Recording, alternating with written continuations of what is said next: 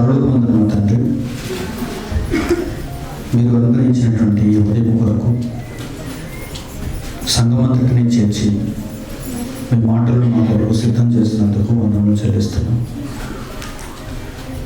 మాట చేత కానీ క్రియ చేత కానీ మీరేమి చేశారో ప్రభువైన యేసుక్రీస్తు వారి ద్వారా మీకు కృతజ్ఞతలు చెల్లించే నిమిత్తము సమస్త కార్యములను చేయమని గ్రహించినట్టుగా ప్రతి సందర్భంలోనూ మీ కుమారుడైన యేసుక్రీస్తు ద్వారా మీకు గొప్పతనాన్ని కలిగించే పనులు మేము కలిగి ఉండడానికి సహాయం చేయండి.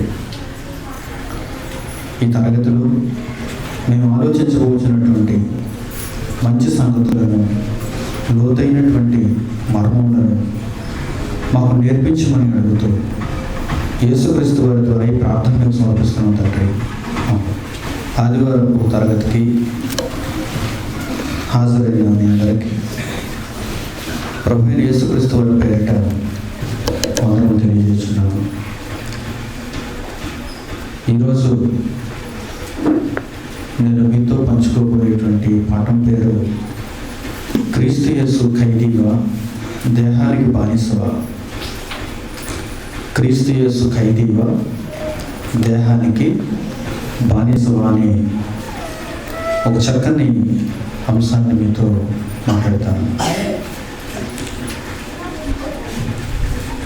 ప్రియమైన దేవుని పిల్లలారా, ఈరోజు భూమి మీద మనుషులలో కొంతమంది ఖైదీలుగా మారిపోతున్నారు.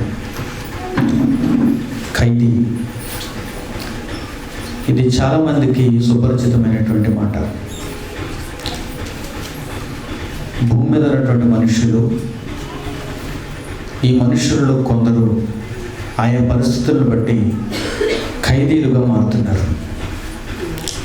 ఆంగ్లంలో ప్రిజనర్, తెలుగులో ఖైదీ. ఖైదీని గురించి మనం ఆలోచించగలిగితే లోక సంబంధమైనటువంటి ఖైదీలు, ఆత్మ సంబంధమైనటువంటి ఖైదీలు, ఈ వర్గీకరణతో మనం ముందుకు వెళ్తాం. మంచి పని చేసి ఖైదు అనిపించేవారు ఉంటారు, చెడ్డ పనులు చేసి ఖైదును అనుభవించేవారు ఉంటారు. ఖైదీ అనగానే జైలులో వేయబడ్డాడు, శిక్షకు పాత్రుడు, శిక్షను అనుభవిస్తున్నాడు అనగానే సూటిగా వ్యక్తి నేరం చేసిన వాడిని మనం చెప్పలేము. ఎందుకంటే మంచి ఖైదీలు ఉంటారు, చెడ్డ ఖైదీలు ఉంటారు. మంచి చేసినందుకు ఖైదును అనుభవిస్తున్న వారు ఉంటారు, చెడ్డ పనులు చేసినందుకు ఖైదును అనుభవిస్తున్న వారు కూడా ఉంటారు. ముందుగా మనం లోక సంబంధంగా మాట్లాడుకుంటే మంచి పనులు చేసి ఖైదును అనుభవించేవారు లేకపోలేదు, చెడ్డ పనులు చేసి ఖైదును అనుభవిస్తున్నవారు లేకపోలేదు, లోక సంబంధంగా. ఇంకా మనం బైబిల్ దగ్గరకు రాకుండా లోకపరంగా మనం ఆలోచిస్తే ఈ రెండు వర్గాల వారు మనకు కనిపిస్తారు. ఒక వర్గం మంచిని చేసి ఖైదులోనికి వెళ్ళిపోయింది, మరొక వర్గం చెడును చేసి ఖైదులోనికి వెళ్ళిపోయింది. చెడును చేసి ఖైదులోనికి వెళ్ళిపోయిన వారిని గురించి మీకు ప్రత్యేకంగా చెప్పవలసిన అవసరం లేదు. దొంగతనం చేసిన వారు, హత్యలు చేసిన వారు, మానభంగం చేసిన వారు, అబరులపై అత్యాచారాలు చేసిన వారు, క్రూరంగా ప్రవర్తించిన వారు, బాంబు దాడులు చేసిన వారు, తీవ్రవాదులు, వీరందరూ చెడ్డ పనులు చేసి ఖైదును అనుభవిస్తున్నారు. ఈ ఖైదులో కూడా చాలా విధాలైనటువంటి శిక్షలు ఉంటాయి. ఖైదులో కూడా చాలా రకాలైనటువంటి శిక్షలు, మనిషిలో మార్పు తెచ్చే శిక్షణ, మనిషి మార్పు కోసం విధించే శిక్ష, ఇక మారడు అన్న పక్షంలో ఉరి శిక్ష, యావజ్జీవ కారాగార శిక్ష, ఇవన్నీ ఖైదీలకు మనం చూస్తుంటాం. మంచిని చేసి ఖైదీలుగా మారిపోయిన వారు కూడా లోకంలో ఉన్నారు. సమాజానికి మంచిని చేసి ఖైదీలుగా మారిపోయిన వారు కూడా లోకంలో మనకు కనిపిస్తారు. అలాంటి వారిలో కొంతమంది ముఖ్యులు మనకు తెలుసు. ముఖ్యంగా భారతదేశంకి వచ్చేసరికి ఈరోజు అక్టోబర్ 2 గాంధీ జయంతిని అందరూ జరుపుకుంటున్నారు. గాంధీజీ చెడ్డ కార్యక్రమాలు చేసి ఖైదులోనికి వెళ్ళలేదు, దేశం కోసం మంచిని చేసి ఖైదులోనికి వెళ్ళాడు. అలాగే అతని వెంట ఉన్నటువంటి ఎందరో స్వాతంత్ర సమరయోధులు ఆనాడు సుమారు 1920 నుంచి 1947-50 ప్రాంతాల వరకు అనేక మంది స్వాతంత్ర సమరయోధులు ఖైదును అనుభవించారు, శిక్షను అనుభవించారు, నిందలు అనుభవించారు. వీరందరూ చెడ్డ కార్యక్రమాలు చేసి కాదు, అహింసా పద్ధతిలో ఎటువంటి హింసకు తావునివ్వకుండా బ్రిటిష్ వారి చేతిలో ఉన్నటువంటి స్వాతంత్రాన్ని, ఈ ప్రభుత్వ అధికారాన్ని తిరిగి మన చేతుల్లోకి తీసుకుని రావడానికి అంత సులువైన పని కాదు అది. వారి చేతిలో ఆయుధాలు ఉన్నాయి, వారి చేతిలో అధికారం ఉంది, వారి చేతిలో సాంకేతికత ఉంది, టెక్నాలజీ వారి చేతుల్లో ఉంది, జ్ఞానం వారి చేతుల్లో ఉంది. ఆంగ్లం మాట్లాడేటువంటి వారు ప్రపంచంలో అగ్రగాములు వారు. అలాంటి వారి చేతుల్లో నుంచి రాజ్యాధికారాన్ని తిరిగి తీసుకుని రావడం అనేది అంత మామూలు విషయం కాదు. అలాంటి సంగ్రామంలో అహింస పద్ధతిలో గాంధీ స్వాతంత్రం తీసుకుని వచ్చాడు. ఈ క్రమంలో అతనికి జైలును విధించారు. గాంధీజీ గారు కూడా ఖైదీగా మారారు. ఎందరో స్వాతంత్ర సమరయోధులు ఖైదీలుగా మారిపోయారు. మంచిని చేసి ఖైదీలుగా మారిపోయిన వారు వీరందరూ. చెడును జరిగించి ఖైదీలుగా మారిపోయిన వారు ఈరోజు మనం జైలులో చూస్తున్నాం. నేరం నిరూపణ అయితే కోర్టులో జడ్జి గారు విధించినటువంటి తీర్పును బట్టి సదరు ముద్దాయి ఖైదీలోనికి వెళ్ళిపోతాడు. లోకపరంగా ఖైదులు 2 రకాలు. ఒకటి మంచిని చేసి అనుభవించే ఖైదు, రెండవది చెడును చేసి అనుభవించే ఖైదు. ఆత్మ సంబంధంగా కూడా ఖైదీలు ఉంటారు. ఆత్మ సంబంధంగా ఖైదీలు. ఈరోజు మనం దానిని గురించి నేర్చుకోబోతున్నాం. ఆత్మ సంబంధమైన ఖైదీ పరలోకానికి వెళ్ళబోయే ముందు భూమి మీద మనిషిగా జీవిస్తున్నటువంటి వారు ఖైదీలుగా మారిపోవాలి అని బైబిల్ చెబుతుంది. ఖైదీలుగా మారిపోవాలి. దేనికి ఖైదీగా మారిపోవాలి? ఎవరికి ఖైదీగా మారిపోవాలి? అసలు ఖైదీగా మారడం అంటే ఏంటి? ఖైదీగా జీవిస్తున్నవాడు ఎలా ఉండాలి అనే విషయాలను ఈరోజు మనం బైబిల్లో చూద్దాం. కొంతమంది ఉదాహరణలు మీకు చూపిస్తాను. ప్రకటన గ్రంథం 1వ అధ్యాయం 9వ వచనంలో యోహాను తన సందర్భాన్ని గురించి మాట్లాడుతూ ఏమంటున్నాడో చూడండి. ప్రకటన గ్రంథం 1వ అధ్యాయము 9వ వచనం. ప్రకటన గ్రంథం 1వ అధ్యాయము 9వ వచనం. ప్రకటన గ్రంథం 1వ అధ్యాయం 9వ వచనం. మీ సహోదరులను యేసును బట్టి కలుగు శ్రమలోను, రాజ్యములోను, సహనములోను పాలివాడనునైన యోహానును నేను దేవుని వాక్యము నిమిత్తము, యేసును గూర్చిన సాక్ష్యం నిమిత్తము పద్మాసు ద్వీపమున పరవాసినైతిని అన్నాడు. చూడండి, అంటే యోహాను ఖైదీగా ఉన్నాడు. యోహాను ఖైదీగా ఉన్నాడు. ఎలాంటి ఖైదును అనుభవిస్తున్నాడో తెలుసా? ఒక ద్వీపంలో ఖైదును అనుభవిస్తున్నాడు. మన భారతదేశంలో కూడా ఇలాంటి చట్టం ఉంది. ఖైదీల చట్టం అంటారు దానిని. భారతదేశంలో ఆంగ్లేయుల పరిపాలన ఉన్న కాలంలోనే ఖైదీలకు ఒక చట్టాన్ని చేశారు. మన గాంధీ గారు ఖైదును అనుభవించినప్పుడు, స్వాతంత్ర పోరాటంలో ఎంతోమంది ఖైదీలు అనుభవించినప్పుడు వారందరూ కూడా ఖైదీల చట్టంలోకి వచ్చారు. భారతదేశ ఖైదీల చట్టం 1900 సంవత్సరంలో దాన్ని రూపొందించారు. ఫిబ్రవరి 2వ తేదీ ఖైదీల చట్టం అంటారు దానిని. 1992 ఫిబ్రవరిన ఈ చట్టాన్ని రూపొందించారు. ఈ చట్టంలో భారతదేశ ప్రభుత్వం తాను పరిపాలన చేస్తున్నటువంటి ఆ రాజ్యంలో భారతదేశ ప్రభుత్వం ఖైదీలకు కొన్ని రకాలైనటువంటి శిక్షలను విధించగలిగిన అధికారాన్ని కలిగి ఉన్నట్టుగా ఆ చట్టం చెబుతుంది. ఖైదీల చట్టం చెబుతుంది. అందులో ఒకానొక శిక్ష ఏంటంటే దీవులకు తీసుకుని వెళ్ళిపోయి శిక్ష విధించడం. దీవులకు తీసుకుని వెళ్ళిపోయి శిక్ష. రాజమండ్రి సెంట్రల్ జైల్లో శిక్ష అనుభవిస్తున్నాడు అనుకోండి, మనకి ఎన్ని కిలోమీటర్లు ఇక్కడి నుంచి? మహా అయితే 30 లేకపోతే 50 మధ్య దూరం మనకు. ఆ వ్యక్తిని మనం చూడాలనుకుంటే ఒక 50 కిలోమీటర్లు మనం ప్రయాణం చేస్తే ఆ వ్యక్తిని చూసి వచ్చేయచ్చు, విజిటింగ్ అవర్స్లో వెళ్ళి చూసి వచ్చేయచ్చు. అండమాన్ జైల్లో ఉన్నాడు అనుకోండి, ఇక వెళ్ళలేము.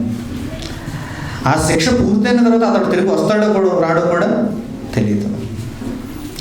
అంటే ద్వీపాలలో దీవులలో వేసే శిక్ష చాలా కఠినమైనది అని మనకు అర్థమవుతుంది. అలాంటి వ్యక్తికి జైలు వేశారండి. ఎక్కడ వేశారంటే అండమాన్లో వేశారని అనుకోండి, ఈ బాబు అంటే చాలా పెద్ద నేరం చేశాడనమాట, భయంకరమైన నేరం చేశాడనమాట. దగ్గరలో ఇంకెక్కడ ఉండకుండా అండమాన్ జైల్లో వేసేసారని అర్థం.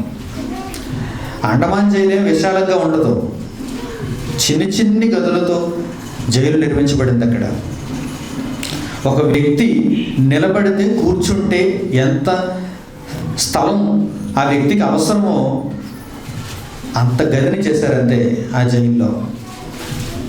ఒక వ్యక్తి నించోవడానికి కూర్చోవడానికి ఎంత ప్లేస్ కావాలో దానిని బట్టి ఒక గదిని తయారు చేశారు. ఆ కొలతలతో గది తయారు చేశారు. పడుకోవడానికి కూడా ఉండదు. అంత భయంకరమైన పరిస్థితుల్లో అండమాన్ జైలు ఉంటుంది. మరి అండమాన్లో జైలు విధించామని చెప్పగానే మరి దానికి ఒక స్పెషాలిటీ ఉండాలి కదండి. అంతేగాని అండమాన్ వెళ్ళి వచ్చాను అనగానే అక్కడ తీర్థయాత్ర లేకపోతే అది హనీమూన్ అనుకోకూడదు కదా. యోహాను ఎక్కడున్నాడు చూడండి, 9వ వచనంలో నేను చెబుతున్నాడు, మీ సహోదరుడు యేసును బట్టి కలుగు శ్రమలు, రాజ్యములు, సహనములు పాలివాడును నేను యోహాను, నేను దేవుని వాక్యం నిమిత్తం, యేసును కూర్చిన సాక్ష్యం నిమిత్తం పద్మాసు ద్వీపమును పరవాసినైతిని అంటున్నాడు. పద్మాసు ద్వీపమును పరవాసినైతిని, మనుషులకు దూరంగా ఉంచబడితిని, ఖైదులో ఉన్నాను, చెరసాలలో ఉన్నట్టుగా ఉన్నాను. అప్పుడు రాస్తున్నాడు ఈ ప్రకటన గ్రంథాన్ని. మీరేదో సుఖ సంతోషాలతో ఉండి దేవుని గ్రంథాన్ని లిఖించారనుకోకండి. మీ చేతుల్లోనికి వచ్చిన ఈ బైబిలు, ఆ బైబిల్లో ఉన్న అక్షరాలు వారి కష్టంతో వచ్చాయి చూడండి. మాటలు వారు తిన్నారో లేదో, వారు పడుకోవడానికి స్థలం సరిగా ఉందో లేదో, వారి వసతి సరిగా ఉందో లేదో, అలాంటి కష్టతరమైన పరిస్థితుల్లో దేవుడు తన గ్రంథాన్ని వ్రాయించాడు. యోహాను పరలోకానికి వెళ్ళాలి అనుకుంటే, రాజ్యంలో పాలిభాగస్తుడిని కావాలంటే ఏం చేయాలంటున్నాడు? నేను ఈ కష్టాన్ని అంతా అనుభవించి మీ కొరకు ఒక గ్రంథాన్ని రాసి నేను కన్నుమోయాలంటున్నాడు. ప్రియమైన వారులారా, బైబిల్లో ఆత్మ సంబంధమైన ఖైదులను అనుభవించిన వారు ఎందరో మనకు కనిపిస్తున్నారు. అందులో మచ్చుకు కొన్ని ఉదాహరణలు మీకు చూపిస్తున్నాను. అపోస్తలుడైన పౌలుని గురించి చూద్దాం. అపోస్తలుల కార్యముల్లో రాయబడిన చక్కని సందర్భాన్ని మనం చూద్దాం. 16వ అధ్యాయం అపోస్తలుల కార్యములు 16వ అధ్యాయంలో అపోస్తలుడైన పౌలుకు విధింపబడినటువంటి శిక్షను చూద్దాం. ఏం చేసినందుకు ఆయనకు శిక్ష విధింపబడిందో జాగ్రత్తగా చూద్దాం. 16వ అధ్యాయం 16వ వచనం నుంచి. అపోస్తలుల కార్యములు 16వ అధ్యాయం 16వ వచనం నుంచి. మేము ప్రార్థనా స్థలములకు వెళ్ళుచుండగా పుతోను అను దెయ్యం పట్టినదై సోది చెప్పుడు చేత తన యజమానులకు బహులాభం సంపాదించున్న ఒక చిన్నది మాకు ఎదురుగా వచ్చెను. ఆమె పౌలును మమ్మును వెంబడించి, ఈ మనుషులు సర్వోన్నతుడైన దేవుని దాసులు, వీరు మీకు రక్షణ మార్గం ప్రచురించువారై ఉన్నారని కేకలు వేసి చెప్పాను. ఆమె ఎలాగో అనేక దినములు చేయుచుండెను కనుక పౌలు వ్యాకులపడి దాని వైపు తిరిగి, నీవు ఈమెను వదిలిపోమ్మని యేసుక్రీస్తు నామమున ఆజ్ఞాపించుచున్నానని ఆ దెయ్యముతో చెప్పిన వెంటనే అది ఆమెను వదిలిపోయాను. పౌలు చేసింది మంచి కార్యమో చెడ్డ కార్యమో చెప్పండి? మంచి కార్యక్రమం. ఒక చిన్నదానికి పట్టిన దెయ్యాన్ని మొదలుకొట్టాడు. బహుదినాలు చూశాడు, చాలా బాధపడుతుంది. ఆమె బాధపడటం వల్ల కొంతమంది ఆ బాధను బట్టి లాభాన్ని సంపాదించుకుంటున్నారు. ఒక వ్యక్తి బాధలో ఉంటే మరొకడికి ఎలా ఉంది? లాభం. ఒక వ్యక్తి బాధలో ఉంటే మరొకడికి లాభం. దీనిని చూచి పౌలు జాలిపడ్డాడు. అందువలన ఏం చేశాడు ఆయన? ఆమె ఎలాగో అనేక ధర్మములు చేయించుండను కనుక పౌలు వ్యాకుల పడి దాని వైపు తిరిగి, నీవు ఈమెను వదిలిపోమ్మని యేసుక్రీస్తు నామమున ఆజ్ఞాపించుచున్నానని ఆ దయ్యంతో చెప్పాను. వెంటనే అది ఆమెను వదిలిపోయాను. ఆమె యజమానులు తమ లాభ సాధనము పోయినని చూచి అంటున్నాడు. చూడండి, మనుషులు లాభ సాధనాల మనుషులు బాధపడుతుంటే అది లాభసాధనం అయిపోతుంది మరో మనిషికి. చూసారు ఎలా ఉందో పరిస్థితి? తమ లాభసాధనం పోయినని చూచి పౌలును శీలను పట్టుకొని గ్రామము చావిడిలోనికి అధికారుల యొద్దకు ఈడ్చుకొని పోయేరి అంటున్నాడు. ఖైదు చూడండి ఎలా ప్రారంభమవుతుందో. ఖైదులోనికి అపోస్తలుడైన పౌలు ఎలా వెళ్ళిపోతున్నాడు చూడండి. ఆయన వెంబడిస్తున్న వారు, ఆయనతో పాటు ఉన్న శిష్యులు ఎలా వెళ్ళిపోతున్నారో చూడండి. అధికారుల యొద్దకు ఈడ్చుకొని పోయేరి. అంతగా న్యాయాధిపతుల యొద్దకు వారిని తీసుకుని వచ్చి, ఈ మనుషులు యూదులై ఉండి రోమీయులమైన మనము అంగీకరించుటకైనను చేయుటకైనను కూడని ఆచారములు ప్రచురించుచు మన పట్టణము గలిబిలి చేయించున్నారని చెప్పారు. లేనిపోనివి వారి మీద మోపుతున్నారు. పట్టణాన్ని గలిబిలి చేస్తున్నారు, అశాంతిని వీరు సృష్టిస్తున్నారు అని వీరి మీద అభియోగం. అప్పుడు జనసమూహం వారి మీద దుమ్మిగా వచ్చెను. న్యాయాధిపతులు వారి వస్త్రములు లాగివేసి వారి బెత్తములతో కొట్టవలనని ఆజ్ఞాపించారు. శిక్ష విధించేశాడు న్యాయాధిపతి. అన్యాయాధిపతి ఏమని విధించేశాడు శిక్ష? వారి వస్త్రములు లాగివేసి వారిని బెత్తములతో కొట్టాలని శిక్ష విధించాడు. వారు చాలా దెబ్బలు కొట్టి వారిని చెరసాలలో వేసి భద్రంగా కనిపెట్టవలనని చెరసాల నాయకునికి ఆజ్ఞాపించరు. దెబ్బలు కొట్టారు, వదిలేశారా? లేదు, చెరసాలను వేయించాలి, ఖైదును అనుభవించాలి. ప్రత్యక్షంగా ప్రారంభ శతాబ్దంలో ఉన్నటువంటి శిష్యులు వెంబడించిన వారు ఎలా ఖైదును అనుభవిస్తున్నారో చూడండి. దేని కొరకు ఈ ఖైదు? ఈ ఖైదు దేని కొరకు? మంచిని చేసినందుకు. ఒక చిన్నది బాధపడుతున్నప్పుడు, దెయ్యము పట్టి బాధపడుతున్నప్పుడు ఆ దెయ్యాన్ని వదలగొడితే ఆ యజమానుడు లాభసాధనం పోయిందని అధికారుల దగ్గరకు తీసుకుని వెళ్ళి, న్యాయాధిపతుల దగ్గర తీసుకుని వెళ్ళి శిక్షను విధింపజేశారు. చాలా దెబ్బలు కొట్టారు వీరిని, చాలా దెబ్బలు కొట్టారు వీరిని. దేవుని రాజ్యంలోనికి అడుగుపెట్టిన తర్వాత, క్రైస్తవునిగా విశ్వాస జీవితాన్ని ప్రారంభించిన తర్వాత ప్రతి ఒక్కరూ నిజంగా ఎదుర్కొనవలసినదే క్రీస్తు యొక్క ఖైదు అనేటువంటి ఆ సన్నివేశం. ప్రియమైన వారులారా, దీనికి ఎవరు అతీతులు కారు. దేవుని యొక్క రాజ్యంలోనికి ఎవరైనా వెళ్ళాలి అనుకుంటే, పరలోక రాజ్యంలో ప్రవేశించాలి అనుకుంటే ఖైదును తప్పనిసరిగా అనుభవించాలి. ఖైదును తప్పనిసరిగా అనుభవించాలి. జాగ్రత్తగా మీరు ఈ మాటలు ఆలోచన చేయండి. ఎవరు అతీతులు కాదు దీనికి. నేను సుఖంగా ఉండి పరలోకాన్ని పొందేద్దాం అనుకుంటే కుదరదు. సుఖంగా ఉండి పరలోకాన్ని పొందుదాం అంటే కుదరదు. ఎందుకంటే ఇది ఒక అర్హత. దేవుని రాజ్యంలోనికి మనం వెళ్ళాలంటే ఖైదును అనుభవించడం అనేది ఒక అర్హత. స్వాతంత్రాన్ని సంపాదించాలంటే ఖైదును అనుభవించాలి. ఆ రోజు కండిషన్ అది. ఖైదును అనుభవించకపోతే, గాంధీ గారు ఖైదును చూసి, జైలును చూసి, నేను జైలుకు వెళ్ళడం ఏంటి, నేను అహింసా పద్ధతిలో పోరాటం చేస్తున్నాను, నేను జైలుకు వెళ్ళాను, నేను న్యాయం చేశాను, నీతిని చేశాను, సమాజం కోసం నేను పాటుపడుతున్నాను కనుక నేను జైలుకు వెళ్ళాలంటే అతడు స్వాతంత్రం సంపాదించేవాడే కాదు, జాతి మీద అయ్యేవాడే కాదు, మహాత్ముడు అయ్యేవాడే కాదు. ఖైదును అనుభవించాడు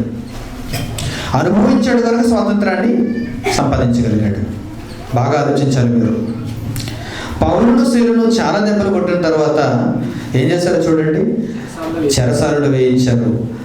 అతడు అట్టి ఆజ్ఞలు పొంది వారిని లోపల చెరసాలలోకి త్రోసి వారి కాళ్ళకు కొండ వేసి బిగించను అని రాయబడింది చూడండి. ఖైదును అనుభవిస్తున్నారు. ప్రారంభ శతాబ్దంలో పౌలు, శీల వీరందరూ అపొస్తలులుగా ఉన్నవారు. దేవుని రాజ్యం నిమిత్తం వాక్యం ప్రకటించేందుకు వీరు ఖైదును అనుభవిస్తున్నారు. జాగ్రత్తగా ఆలోచించండి. మనం ఖైదును అనుభవించినప్పుడు అది దేవుని వాక్యం నిమిత్తమై ఉండాలి, పరలోక సాధన నిమిత్తమై ఉండాలి, మనం వాక్యం ప్రకటించినందుకై ఉండాలి. తప్పు చేస్తున్నందుకు ఖైదు అనుభవించి దానిని దేవుని కొరకు చెప్పుకోకూడదు. నేను కూడా రాజమండ్రి సెంట్రల్ జైలుకి వెళ్ళిపోయానండి, మనకు నేను కూడా పరలోకం వెళ్ళిపోతానంటే కుదరదు. రాజమండ్రి సెంట్రల్ జైల్లో ఉన్న వాళ్ళందరికీ పరలోకం లేదు, ఎర్రగడ్డ జైల్లో ఉన్న వాళ్ళందరికీ పరలోకం లేదు. ఖైదీలందరికీ పరలోకమా? ఖైదీలో ఉన్న వారందరికీ పరలోకమా? కాదు. మరి ఎవరికి పరలోకం? ఎవరికి పరలోకం? క్రీస్తు వాక్యము నిమిత్తము వాక్యం ప్రకటించినందుకు ఖైదు వేయబడితే వారికి పరలోకం. వారి పరలోక రాజ్యానికి అర్హులుగా ఎంచబడతారు. ప్రియమైన వారులారా, ఇది దేవుని చట్టం. ఖైదీల చట్టం భూమి మీద ఉంది. భారతదేశానికి సంబంధించిన ఖైదీల చట్టం 1900 సంవత్సరంలో తయారు చేసుకున్నారు. అది భూమి మీద ఉంది. లోక సంబంధమైన చట్టం అది. దేవుని చట్టం కూడా ఖైదీలకు మంచి మార్గనిర్దేశకాలను ఇచ్చింది. క్రీస్తు యేసు నిమిత్తం మీరు ఖైదీలు కావాలి, వాక్య నిమిత్తం మీరు ఖైదీలు కావాలి. ఇలాంటి వారిని బైబిల్లో మనకు చూపిస్తున్నాడు. ఇలాంటి వారుగా ఉండాలని మన కొరకు ఈ మాటలు దేవుడు రాయించాడు. దానికి దీనికి దగ్గర సంబంధాలు ఉన్నాయి. ఖైదుగా ఒక ఆయన నీతిని జరిగించి శిక్షను అనుభవిస్తున్నప్పుడు ఆ శిక్షలో ఉన్నటువంటి అతడు ఎలాంటి జీవితాన్ని కలిగి ఉంటాడో క్రీస్తు యేసు నిమిత్తం భూమి మీద ఖైదీలు అనుభవిస్తున్నటువంటి వారు కూడా అదే జీవితాన్ని, అలాంటి పోలిక కలిగిన జీవితాన్ని వారు అనుభవించి తీరాలి. అందుకే ఇది మనకు ఒక చక్కని పాఠంగా మారిపోతుంది. ప్రియమైన వారులారా, జాగ్రత్తగా ఆలోచించండి. ఖైదీలోనికి వెళ్ళిపోగానే ఆ వ్యక్తికి వెంటనే నూతనమైనటువంటి వస్త్రాలు ఇచ్చేస్తున్నారు. ఇక్కడ ఉన్నట్టుగా లోకంలో మీరు బ్రతుకుతున్నట్టుగా మీ ఇష్టమైనటువంటి వస్త్రాలు మీరు వేసుకుంటున్నట్టుగా ఖైదులోనికి వెళ్ళిన తర్వాత వేసుకోవడానికి వీలు లేదు. అక్కడ మీ వస్త్రాలు మారిపోవాలి. యూనిఫామ్ ఉండాలి. అక్కడ ఏంటో యూనిఫామ్? వైట్. తెల్లని చొక్కా ఉండాలి, తెల్లని ప్యాంట్ ఉండాలి. మీకు నెంబర్ ఇవ్వబడుతుంది. దాని ప్రకారమే మీరు జైలులో ఖైదును అనుభవిస్తున్నంత కాలం అదే బట్టలు వేసుకోవాలి, అదే రంగు బట్టలు వేసుకోవాలి. అంటే జైలులో జీవిస్తున్నటువంటి ప్రతి ఒక్కరూ ఒక యూనిఫామిటీ కలిగి ఉండాలి. చూడగానే ప్రతి ఒక్కరూ ఒకే రంగు దుస్తులతో కనిపించాలి. అందరికీ నెంబర్లు ఇవ్వబడుతున్నాయి అంతే, వర్గీకరించడానికి నెంబర్లు ఇవ్వబడుతున్నాయి అంతే, పిలవడానికి నెంబర్లు ఇవ్వబడుతున్నాయి అంతే. కాకపోతే వారి రూపం చూడండి ఎలా ఉందో, అందరిది ఒకే రూపం. మరి వీరు ఎలా జీవిస్తున్నారు? వీరి జీవన క్రమం ఎలా ఉంది? శైలి ఎలా ఉంది? ఉదయాన్ని గంట కొడతాడు జైలర్. గంట కొట్టగానే ఖైదీలు అందరూ నిద్రలోంచి లేచిపోవాలి. లేదంటే ఈరోజు నాకు సండే, లేకపోతే మండే, లేకపోతే ఫ్రైడే, ఈరోజు నేను తన్ని పెట్టి పడుకుంటాను, రాత్రి నేను పడుకోవడానికి లేట్ అయింది, రాత్రి నాకు నిద్ర సరిగా పట్టలేదు, కాసేపు వదిలే తర్వాత వస్తానులే అంటే కుదరదు. మరి లోక సంబంధంగా అయితే మీ ఇష్టం. ఈరోజు మీరు పనిలోకి వెళ్తారు, లేకపోతే లేదు. మీరు వెళ్ళాలనిపిస్తే మంచం దిగుతారు, వెళ్ళకూడదు అనుకుంటే దుప్పటి కప్పుకొని పడుకుంటారు. మరలా లోక సంబంధంగా. మరి ఖైదీ ఎలా ఉన్నాడు చూడండి. అందుకే లోపల ఉన్న సిపాయిలకు ఇదే పని. ఎవడైనా లోపల దాక్కున్నాడంటే వాడిని మెడబెట్టుకుని బయటకు తీసుకొచ్చేస్తారు. క్రమంగా వారు బ్రతకాలి. ఉదయాన్ని గంట కొడతాడు, కరెక్ట్గా వారు లేచిపోయి వాళ్ళ కాలకృత్యాలు తీర్చుకొని అందరూ లైన్లో నిల్చోవాలి. ఆ తర్వాత వారికి భోజనం వడ్డించబడుతుంది. అందరికీ ఒకే రకమైన భోజనం, ఒకే పరిమాణంలో ఉన్న భోజనం. మీ ఇంటి దగ్గర అలా కాదు. మీ కంచం పెద్దది, మీ కింద ఉన్న వారికి కంచం చిన్నది. చూసారా? మీకు మొదటి ముద్ద, తర్వాత ఉన్న వారందరికీ తర్వాత మొదలు. మరి మీరు ఇంటి యజమాని కదా, ఇంటికి పెద్ద కదా మీరు. లేకపోతే మీరు కింద అనుకోండి, ముందు పెద్దవాళ్ళకి భోజనం, ఆ తర్వాత మీకు భోజనం. ముందు మొక్కలన్నీ వారికి, తర్వాత మొక్కలన్నీ మీకు. ఇంటి దగ్గర చూస్తారు ఎలా వర్గీకరణ వచ్చేస్తుందో. కానీ జైలుకి వెళితే అందరికీ ఒకే లాంటి భోజనం, అందరికీ ఒకే పరిమాణంలో భోజనం కూడా చూడండి. ఒకడికి ఎక్కువ కూడా తక్కువ కూడా ఉంటుంది. నా పొట్ట పెద్దదంటే ఎక్కువేరు తినాలి. వారు ఎంత ఇస్తే, ఎంత వడ్డిస్తే అంతే తినాలి. బాగా ఆలోచించాలి మీరు. తిండి కార్యక్రమం అయిపోయింది, ఆ తర్వాత పని చేయాలి. సరిగ్గా లేపేశారండి, తర్వాత మేము కాలకృత్యాలు తీర్చుకున్నామండి, తర్వాత భోజనం చేస్తాం, తర్వాత మీరు పడుకోవచ్చా, మా ఇష్టం మేము నెరవేర్చుకోవచ్చా? కుదరదు. మరి ఇప్పుడు ఏం చేయాలి? వారు ఒక పని చెప్పారు, ఆ పనిలోకి వెళ్ళిపోవాలి. మీరు బండలు బద్దలు కొట్టమనే పని ఉందో, లేకపోతే తోట వ్యవసాయం చేయవలసిన పని ఉందో, పెట్రోల్ పోయవలసిన పని ఉందో, మరి ఇంకే పని ఉందో వారు పని నిర్ణయిస్తారు. ప్రతి ఖైదీకి పనిని నిర్ణయించి పనినిచ్చేస్తున్నారు. ఆ ఖైదీ ఇప్పుడు ఏం చేయాలి? సాయంత్రం వరకు, లేకపోతే మధ్యాహ్నం విరామం వరకు అతడు పని చేస్తూనే ఉండాలి. యాక్ట్ చేయకూడదు, పని చేస్తూ ఉండాలి, పనిని చూపించాలి. ఏదో సుత్తు పట్టుకుంటూ అని కొట్టాడు అనుకోండి, వెనక నుంచి వీడి వీపు బాదుతాడు వాడు. అలా కాదు కొట్టాల్సింది, నీ వీపు ఇప్పుడు ఎలా బాదుతాను అలా కొట్టంటాడు. చూసారా? కష్టపడాలండి. లోక సంబంధంగా ఒక ఖైదీ యొక్క జీవితాన్ని మీకు దేవుడు ఎందుకు చూపిస్తున్నాడంటే క్రీస్తు యొక్క ఖైదీ కూడా ఇలాగే ఉండాలి. క్రీస్తుకు కూడా ఖైదీలు ఉన్నారు. ఇప్పుడు ఈ పదం మీకు కొత్తగా ఉండొచ్చు. బాప్తిసం తీసుకున్న తర్వాత సంఘంలోనికి మేము ఆదివారం గుడికి వెళ్ళిపోయి ఏదో కొంత మాకు దోచించి ఇచ్చేసి పరలోకం వెళ్ళిపోదాం అనుకుంటారు చాలామంది. పరలోకం వెళ్ళాలంటే ఏం చేయాలో తెలుసా? ఖైదీగా మారాలి. ఖైదీగా మారాలి. లోక సంబంధంగా చెడ్డ పనులు చేసి ఖైదీగా మారుతున్నవాడు ఒకడు ఉన్నాడు, మంచి పనులు చేసి ఖైదీగా మారుతున్నవాడు ఒకడు ఉన్నాడు. వీరిని మించి దేవుడు మరో ఖైదీని చూపిస్తున్నాడు. అతడే క్రీస్తు యేసు ఖైదీ. క్రీస్తు యేసు ఖైదీ. ఈ క్రీస్తు యేసు ఖైదీలు ఎలా ఉండాలో తెలుసా? తమ జీవితంలో యేసుక్రీస్తుని అంగీకరించిన తర్వాత యేసుక్రీస్తు చెప్పినట్టుగా తమ జీవన కార్యక్రమాలను మలుచుకోవాలి. వారి జీవన సరళి మారిపోవాలి. అక్కడ మారటం లేదా? వీడిక్కడ చాలా పెద్ద కిరాయి గోండా కావచ్చు, అక్కడికి వెళ్ళిన తర్వాత అందరూ నెట్ వచ్చాల్సిందే. వీడు ఎక్కడికి వచ్చేసరికి చెప్పుకుంటాడు ఏమని, ఈ వీధిలో నేనే రౌడీనని. ఎక్కడ వీడి కార్యక్రమాలు చెల్లాయి. నేను చాలా వంటలు చేశాను ఇక్కడ చెప్పుకుంటాడు. దొరికిపోయాడు అనుకోండి, అక్కడికి వెళ్ళిన తర్వాత వీడు కూడా అదే కార్యక్రమాల్లో పాల్పంచుకోవాలి. చిన్నప్పుడు దొంగతనం చేసిన వాడికి అదే శిక్ష, మర్డర్ చేసిన వాడు కూడా అదే జైల్లో ఉన్నాడు అనుకోండి. ఇద్దరు ఒకే కంచెలో తినాలి, ఇద్దరు ఒకే చోట పడుకోవాలి. వారి కార్యక్రమాలు చూడండి. జైలర్ ఎలా చెబితే వారి కార్యక్రమాలు అలాగే ఉండాలి. ఎందుకంటే వీరు ఖైదు విధింపబడ్డారు. రాజమండ్రి సెంట్రల్ జైలుకి కొన్ని కండిషన్స్ ఉంటాయి, కొన్ని రూల్స్ ఉంటాయి. ఎర్రగడ్డ జైలు కొన్ని రూల్స్ ఉంటాయి, ముంబై జైలు కొన్ని రూల్స్ ఉంటాయి, అండమాన్ జైలు కొన్ని రూల్స్ ఉంటాయి, తిహార్ జైలు కొన్ని రూల్స్ ఉంటాయి. ఈ రూల్స్ ప్రకారం జైలర్ చెప్పిన దాని ప్రకారం ఖైదీలో ఉన్నటువంటి ప్రతి ఖైదీ వాటిని పాటించాలి. పాటించకపోతే బలవంతంగా పాటించేలా చేస్తారు, నడ్డు వచ్చేస్తారు. ఎందుకంటే ఖైదీల చట్టం ఆ విధంగానే చెప్పింది. జైలర్ చెప్పినట్టుగా జైలులో జరిగి తీరాలి. జైలర్ చెప్పినట్టుగా జైలులో జరిగి తీరాలి. ప్రతి ఖైదీ జైలర్ మాట వినాలి. ఇక్కడ క్రీస్తు మాట ప్రతి క్రీస్తు ఖైదీ వింటున్నాడా? అది ప్రశ్న. అక్కడే గడ్డిపడితే దేవుని పనికి, అక్కడే ఆగిపోయింది దేవుని వాక్యం, అక్కడే ఆగిపోయాడు క్రైస్తవుడు. నీ క్రీస్తు కోరుకున్నట్టుగా నీవు ఒక క్రీస్తు ఖైదీగా మారగలుగుతున్నావా? నీ క్రీస్తు కోరుకున్నట్టుగా పేరుకేమో క్రైస్తవుడు, పేరుకేమో క్రీస్తుని నమ్ముకున్నాను, పేరుకేమో నేను గుడికి వెళ్ళిపోతాను, పేరుకేమో నేను పరలోకం కోసం నిరీక్షిస్తున్నాను, కానీ నీలో ఖైదీ స్వభావం ఉందా? క్రీస్తు ఖైదీ అనే స్వభావం ఉందా? పౌలు అందుకే పరిపరి విధాలుగా పలు చోట్ల దీనిని గురించి ప్రస్తావిస్తున్నాడు. ఒక మంచి మాట చూపిస్తాను మీకు ఈ సందర్భంలో. ఎఫెసీయులకు రాసిన పత్రిక, అపొస్తలుడైన పౌలు ఎఫెసీయులకు రాసిన పత్రిక 3వ అధ్యాయం చూడండి.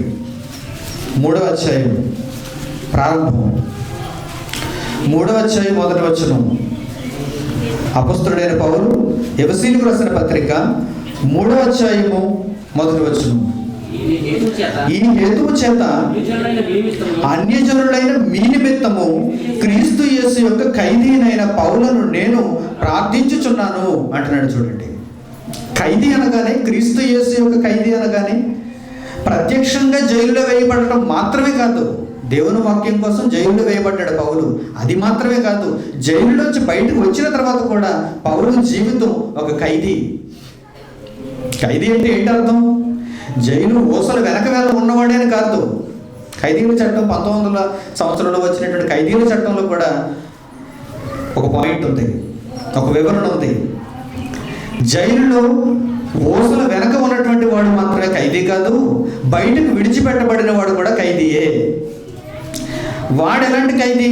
వాడి చేత రాయించుకుంటారు, వాడి చేత ఒక నోట్ రాయించుకుంటారు. నేను ఎక్కడికి పారిపోను, జడ్జి గారు రమ్మన్నప్పుడు అలా వస్తాను, నేను వచ్చి సంతకం చేసి మీకు కనిపించి ప్రెజెంట్ వేయించుకుని అప్పుడు మళ్ళీ తిరిగి వెళ్ళిపోతాను. అంటే వాడు కూడా ఎందులో ఉన్నట్టు అనమాట, ఖైదులో ఉన్నట్టు. మీకు ఇంకా ఉదాహరణ తెలియాలి అంటే, మీకు ఇంకా బాగా అర్థం కావాలంటే రాజమండ్రి వెళ్ళిపోండి. సెంట్రల్ జైలుకి ఆపోజిట్గా ఒక పెట్రోల్ బంక్ ఉంది. ఆ పెట్రోల్ బంకులో పెట్రోల్ పోస్తుంటారు ఎవరు? ఖైదులో ఉన్నవారు. ఖైదులో ఉన్నవారండి. పెట్రోల్ పోస్తున్నారు, వారు ఏవి ఊసల వెనకాల లేరు కదా. మరి వారు ఖైదులో లేరు. వీరు కూడా బాహ్య ప్రపంచంలో మాతో పాటే మా బండి పక్కనే ఉన్నారు, పెట్రోల్ పోసేస్తున్నారంటే వీరు కూడా మామూలు మనిషినట్టు కుదురుతుందా? వారు ఖైదులో ఉన్నారు, శిక్షలో ఉన్నారు వారు కూడా, కానీ పని చేస్తున్నారు. ఇది ఎలాంటి ఖైదు అంటే ఓపెన్ ఖైదు, బాహ్య ప్రపంచానికి విడుదల చేయబడిన ఖైదు అన్నమాట. ఇది ఒక వర్గం. అంటే వారి సత్ప్రవర్తనను బట్టి వారు ఎటువంటి దుర్మార్గాలకు పాల్పడరు, వారు సమాజంలోనికి విడిచిపెట్టబడిన చుట్టూ ఉన్నటువంటి మనుషులకు ఎటువంటి హాని కీడు తలపెట్టరు అని జైలర్కు ఒకవేళ కనుక ఒక తీర్మానం వస్తే అతడు కనుక ఆ సదరు ఖైదును నమ్మితే కనుక బయటకు విడిచిపెడతాడు. అలాగనే అతని శిక్ష పూర్తయిపోయినట్టు కాదు, బయటకు విడిచిపెట్టబడిన ఖైదు. అపొస్తలుడైన పౌలు అధికారుల వలన హింసింపబడి కొట్టబడి అతడు అనేకమైనటువంటి బాధలకు గురి చేయబడి చెరసాలలో వేయించబడిన, చెరసాల నుంచి బయటకు వచ్చిన ఖైదుగానే బ్రతుకుతున్నాడు. చూడండి, ఒక ఖైదీగానే బ్రతుకుతున్నాడు. అందుకే ఏమంటున్నాడు ఇక్కడ, ఈ హేతువు చేత అన్యజనులైన మీ నిమిత్తము క్రీస్తు యేసు యొక్క ఖైదీనైన పౌలును నేను ప్రార్థించుచున్నాను. ఎంత చక్కని మాట చూడండి. ఎవరైనా ఈ టైటిల్ పెట్టుకుంటారండి? అంతర్జాతీయ ప్రసంగికుడు పెట్టుకుంటాడు టైటిల్. క్రీస్తు యేసు యొక్క ఖైదీ నేను పెట్టుకున్నాడు ఎవరైనా? పెట్టుకోరండి. మీ లైఫ్ టైంలో చూడండి, మీ లైఫ్ టైంలో చూడండి, ఎవరైనా సరే వారి పేరు, ఆ పేరు పక్కన నేను ఒక ఖైదీని, నేను ఒక ఖైదీ అని పెట్టుకున్నాడా? లేదు. యాక్టర్ పెట్టుకుంటున్నాడు టైటిల్, ఖైదీ నెంబర్ 150 అంట. యాక్టర్ అంతకుముందు మామూలు ఖైదీ, ఇప్పుడు 150 సినిమా కదా, మరి ఖైదీ నెంబర్ 150 అంటున్నాడు.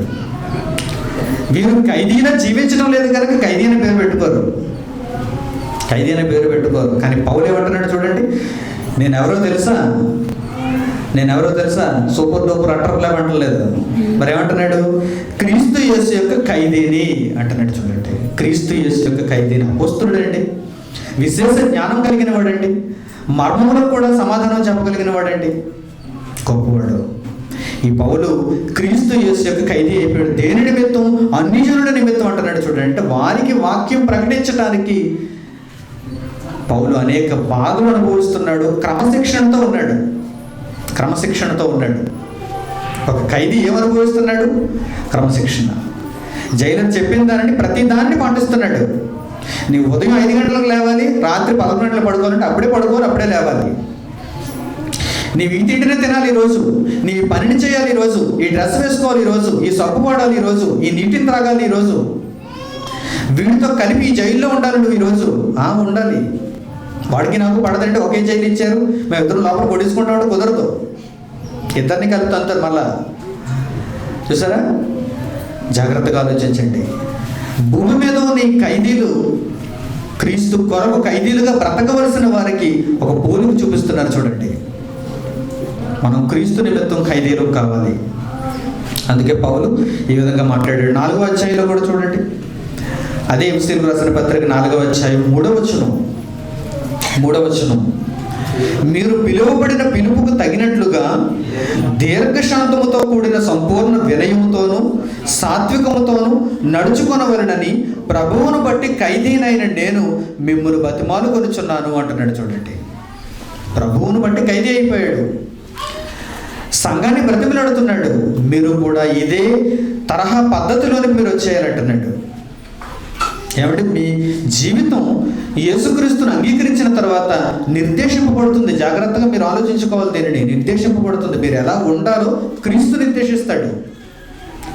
మీరు ఎలా మాట్లాడాలో, ఎలా వేయాలో, మీ జీవితాన్ని ఎలా ఉంచుకోవాలో దేవుడు నిర్దేశిస్తాడు తప్ప మీ ఇష్ట ప్రకారం జరిగేది కాదు. మీరు లోకంలో ఉన్నప్పుడు మీ ఇష్ట ప్రకారం మీరు జరిగించుకున్నారు. కానీ క్రీస్తును అంగీకరించిన తర్వాత మీ ఇష్టం చెల్లదు. ఇక్కడ మీ ఇష్టం చెల్లదు. మీరు ఏం చేయాలో దేవుడు నిర్ణయిస్తాడు. దాని ప్రకారం మీరు చేయాలి. మనం అందరం ఖైదీలుగా మారిపోవాలి. ఖైదీలుగా మన జీవన ప్రవర్తన విధానాన్ని మార్చుకోవాలి. ఒక క్రమశిక్షణతో కలిగినటువంటి జీవితాన్ని అలవాటు చేసుకోవాలి. అది ఎవరి నిమిత్తం? యేసుక్రీస్తు నిమిత్తం అంటున్నాడు. పౌలు ఒక్కడే ఖైదీ అనుకుంటున్నారా? పౌలుతో పాటు అనేక మంది ఖైదీలు ఉన్నారు ఆ రోజు, క్రీస్తు యేసు యొక్క ఖైదీలు. పౌలు తన మాటలను చెబుతాడు, దాన్ని కూడా ఒకసారి చూద్దాం. రోమీయులకు రాసిన పత్రిక 16వ అధ్యాయం చూడండి.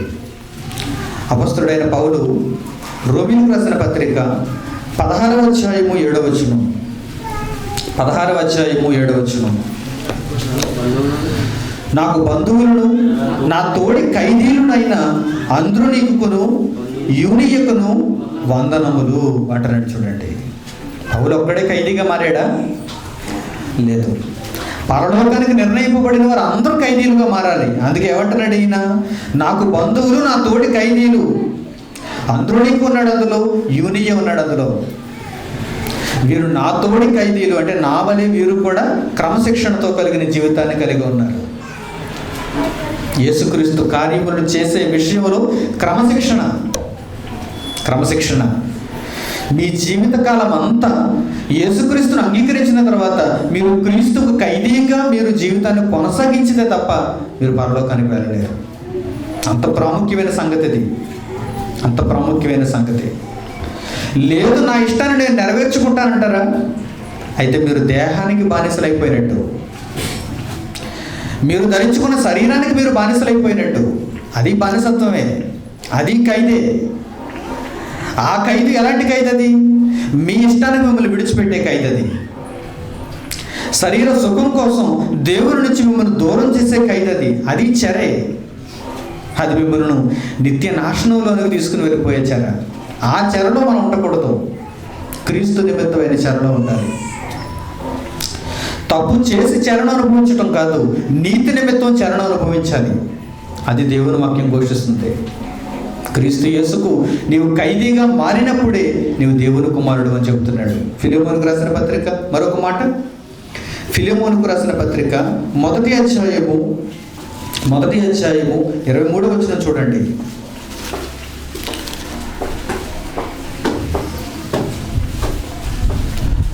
ఫిలెమోనుకు రాసిన పత్రిక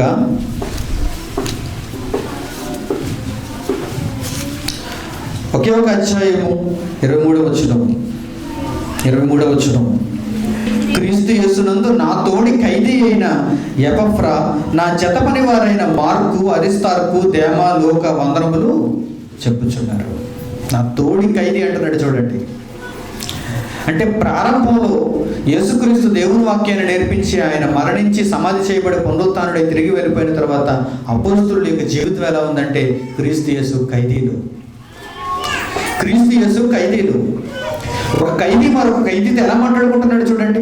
ఒక ఖైదీ మరొక ఖైదీని గురించి ఎలా చెబుతున్నాడు చూడండి. నా తోడి ఖైదీ, నా జత పనివాడైన ఖైదీ, నాతో పాటు ఖైదును అనుభవిస్తున్నటువంటి, శిక్షను అనుభవిస్తున్నటువంటి ఖైదీ. క్రీస్తు యేసుకు ఖైదీలు మేమందరం. ఆయన కార్యక్రమాలను నెరవేర్చడానికి మేమందరం ఆయన క్రమశిక్షణలో ఉన్నాము, ఆయన చేతి క్రింద ఉన్నాము. ఈ ఖైదులో ఉన్నప్పుడు సంతోషిస్తున్నారు చూడండి. వీరు ఖైదులో ఉన్నప్పుడు భయపడి పారిపోవడం లేదు, ఖైదులో ఉన్నప్పుడు విచారం వ్యక్తం చేయడం లేదు. సాధారణంగా లోక సంబంధమైన ఖైదీలు అనుకోండి, ఖైదులో ఉన్నంతకాలం వారు ఏమనుకుంటారు? ఎప్పుడు బయటకు పోతాం అనుకుంటారు. మాకు మరలా జీవితం ఎప్పుడు వస్తుంది, మరలా మేము మా భార్య పిల్లలతో, మా తల్లిదండ్రులతో, మా కుటుంబీకులతో, మా బంధువులతో, సమాజంలో మేము ఎప్పుడు మరలా సాదా బ్రతుకును మేము కలిగి ఉంటాం, మాకెప్పుడు ఆ రోజులు వస్తాయి, మా విడుదల ఎప్పుడు, మమ్మల్ని మరలా ఎప్పుడు లోకంలో విడిచిపెడతారు, మా శిక్షణ ఎప్పుడు పూర్తి చేస్తారు, ఎప్పుడు వరకు అదే ఆలోచన ఉంటుందండి. కానీ క్రీస్తు యేసుకు ఖైదీలుగా మారిపోయిన వారు ఎలా ఆలోచిస్తున్నారంటే మేము ఈ ఖైదులో ఇంకా కొనసాగాలి, ఈ ఖైదు మాకు ఉండాలి. ఎప్పటి వరకు ఉండాలంటే మేము చనిపోయినంత వరకు మేము క్రీస్తు యేసు ఖైదీలుగా ఉండాలి. అందుకే క్రీస్తు యేసు ఖైదీలుగా మారిన వారు ఆనందిస్తున్నారు చూడండి, సంతోషిస్తున్నారు చూడండి. బాప్తిస్మం తీసుకున్నప్పుడు ఖైదులో వేయబడుతున్నారు, మీరు మరణించేటప్పుడు అప్పుడు మీరు పరలోకానికి ఆహ్వానింపబడుతూ ఆ ఖైదు నుంచి మీరు వెళ్ళిపోతున్నారు. జాగ్రత్తగా మీరు ఆలోచించాలి. ఈ ఖైదు కొన్ని రోజులేనా? క్రీస్తు యేసుకు సంబంధించిన ఈ ఖైదు పరిమితి కలిగినదా? 1 సంవత్సరం పాటు, లేకపోతే 40 రోజుల పాటు, లేకపోతే 2 సంవత్సరాల పాటు, లేకపోతే 10 సంవత్సరాల పాటు మనం ఖైదులో ఉండి తర్వాత బయటకు వచ్చేసేటువంటి ఖైదా ఇది కాదు.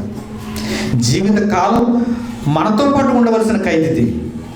అందుకే ఈ ఖైదునందు ఆనాటి దేవుని సేవకులు అపోస్తలులు ఎంత సంతోషిస్తున్నారో చూడండి. రాయించిన మాటల్లో చూద్దాం. కొలస్సీ పత్రిక 1వ అధ్యాయం. అపోస్తలుడైన పౌలు కొలస్సీలకు రాసిన పత్రిక 1వ అధ్యాయము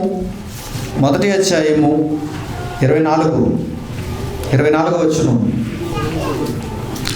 అపోస్తలుడైన పౌలు కొలస్సీలకు రాసిన పత్రిక 1వ అధ్యాయము 24వ వచనం చూడండి.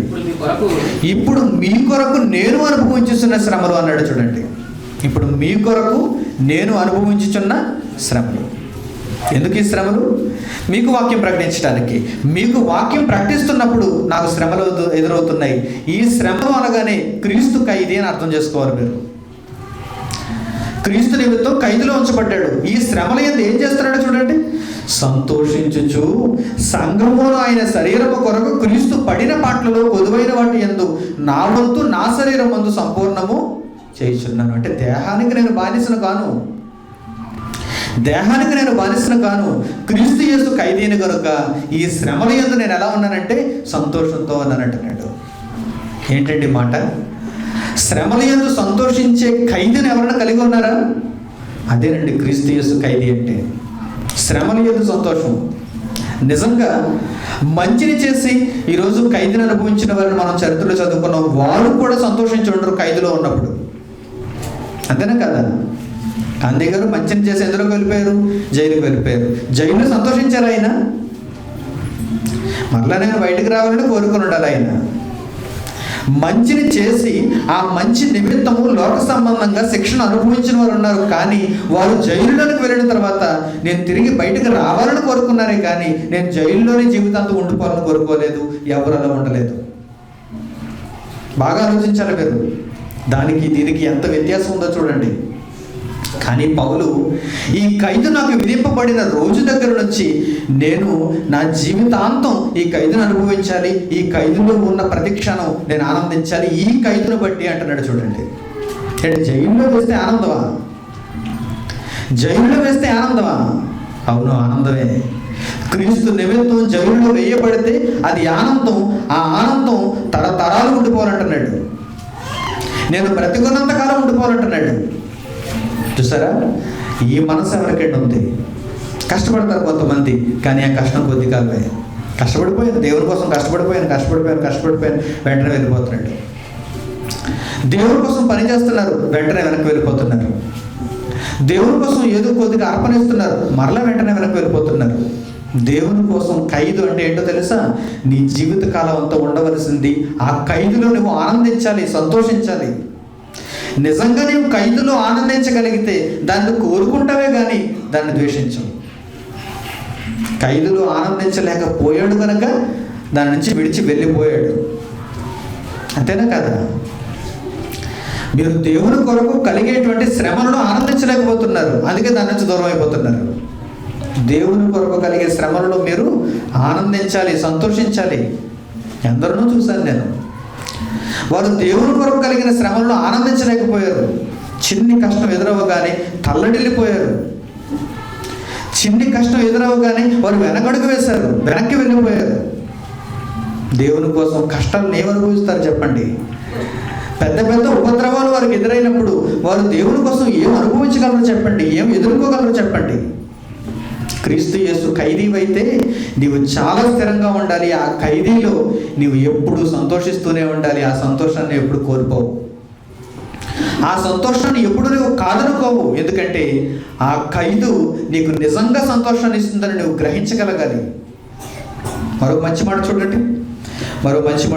కొరింథీయులకు రాసిన 2వ పత్రిక పౌలు 12వ అధ్యాయం. అపోస్తలుడైన పౌలు కొరింథీయులకు రాసిన 2వ పత్రిక 12వ అధ్యాయము 10వ వచనం. 12వ అధ్యాయం 10వ వచనం.